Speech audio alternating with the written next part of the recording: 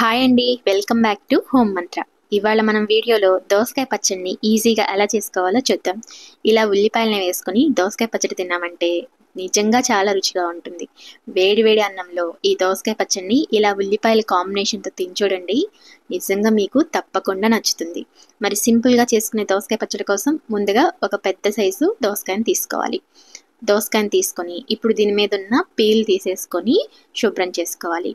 ఇలా శుభ్రం చేసుకున్న తర్వాత లోపల గింజలు ఉంటాయి కదా, ఆ గింజలు చేదున్నాయేమో ఒకసారి చెక్ చేసుకోవాలి. మనం దోసకాయతో ఏ రెసిపీ చేసినా సరే ముందుగా గుర్తుంచుకోవాల్సింది గింజలు చేదుగా ఉన్నాయేమో చూసుకోవాలి. ఒకవేళ చేదుంటే మన రెసిపీ అంతా పాడైపోతుంది. ఇక్కడైతే చిరుచేదు అంటారు కదా, అలా దోస గింజలు చేదుగా ఉన్నాయి, అందుకని నేను గింజల్ని తీసేసాను. మీకు గింజలు ఇష్టమైతే గింజలతో సహా దోసకాయ పచ్చడిని చేసేసుకోండి. ఇక్కడ దోసకాయ ముక్కలు కట్ చేసుకొని పక్కన పెట్టుకొని ఇప్పుడు స్టవ్ మీద ప్యాన్ పెట్టుకొని ఒక 2 టేబుల్ స్పూన్స్ ఆయిల్ వేసుకోవాలి. ఆయిల్ కొంచెం హీట్ అయిన తర్వాత ఒక టేబుల్ స్పూన్ మినపగుళ్ళు వేసుకొని కొంచెం ఫ్రై చేసుకోండి. మినపగుళ్ళు కొంచెం ఫ్రై అయిన తర్వాత ఇందులోకి ఒక టేబుల్ స్పూన్ వేరుశనగ గుళ్ళను కూడా వేసుకోండి. తర్వాత ఒక టేబుల్ స్పూన్ ధనియాలను, అలాగే ఒక హాఫ్ టేబుల్ స్పూన్ జీలకర్రను కూడా వేసుకొని అన్నింటినీ కొంచెం ఎర్రగా అయ్యేంత వరకు ఫ్రై చేసుకోండి. ఇవి బాగా ఫ్రై అయితే మనకి టేస్ట్ అనేది బాగుంటుంది. మాడిపోకుండా చక్కగా ఎర్రగా వేగే వరకు ఫ్రై చేసుకోండి.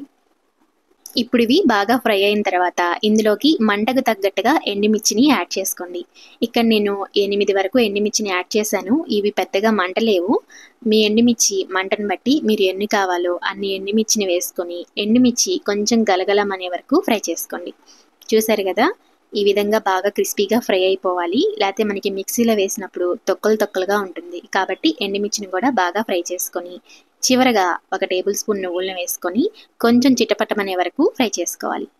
ఈ విధంగా అన్నింటినీ ఫ్రై చేసుకున్న తర్వాత వీటిని ఒక ప్లేట్లోకి తీసుకొని పూర్తిగా చల్లారనివ్వండి. ఇలా వీటిని పక్కన పెట్టుకున్న తర్వాత స్టవ్ మీద మరలా ప్యాన్ పెట్టుకొని ముందుగా కట్ చేసి పెట్టుకున్న దోసకాయ ముక్కలను వేసుకోవాలి. ఇక్కడ కొంచెం ఆయిల్ అయితే ఉంది, అందుకని నేను ఆయిల్ ఏమీ యాడ్ చేయట్లేదు. మీరు కావాలంటే ఒక టేబుల్ స్పూన్ ఆయిల్ని వేసుకొని ఫ్రై చేసుకోండి. దోసకాయ ముక్కలు కొంచెం మగ్గి మెత్తబడితే సరిపోతుంది, బాగా ఫ్రై చేయాల్సిన అవసరం అయితే లేదు. ఇలా దోసకాయ ముక్కలను వేసుకొని కొంచెం ఫ్రై చేసుకోండి.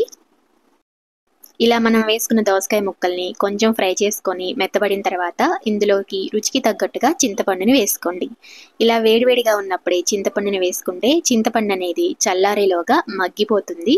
ఈజీగా మనకి మిక్సీలో వేసినప్పుడు గ్రైండ్ అయిపోతుంది. కాబట్టి ఇలా వేడిగా ఉన్నప్పుడు చింతపండుని వేసుకొని స్టవ్ ఆఫ్ చేసుకొని మూత పెట్టేసుకోండి.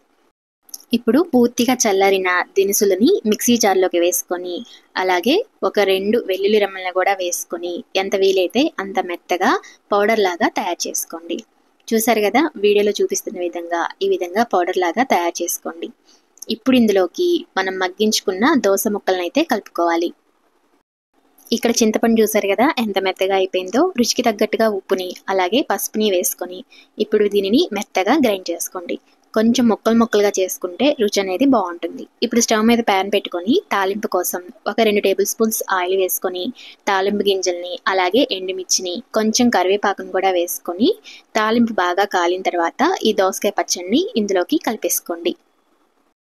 ఇలా తాలింపులో పచ్చడి వేసుకొని అంతా ఒకసారి కలుపుకుంటే దోసకాయ పచ్చడి అయితే రెడీ అయిపోయింది. వీలుంటే రోట్లో నూరుకుంటే ఈ పచ్చడి ఇంకా రుచిగా ఉంటుంది. ఇలా కచ్చాపచ్చాగా దోసకాయని అయితే మిక్సీలో వేసుకోండి. చివరగా పెటల్స్ లాగా చేసుకున్న ఉల్లిపాయ ముక్కలను వేసుకొని అంతా ఒకసారి కలుపుకొని వేడి వేడి అన్నంలో ఈ పచ్చడి వేసుకొని తిన్నారంటే రుచి మామూలుగా ఉండదు. మరి ఈ వీడియో మీకు నచ్చినట్టయితే లైక్ చేయండి, షేర్ చేయండి, అలాగే తప్పకుండా మన హోమ్ మంత్ర ఛానల్ని సబ్స్క్రైబ్ చేసుకోండి. ఈ వీడియో మీకు నచ్చింది అనుకుంటున్నాను. Thank you for watching.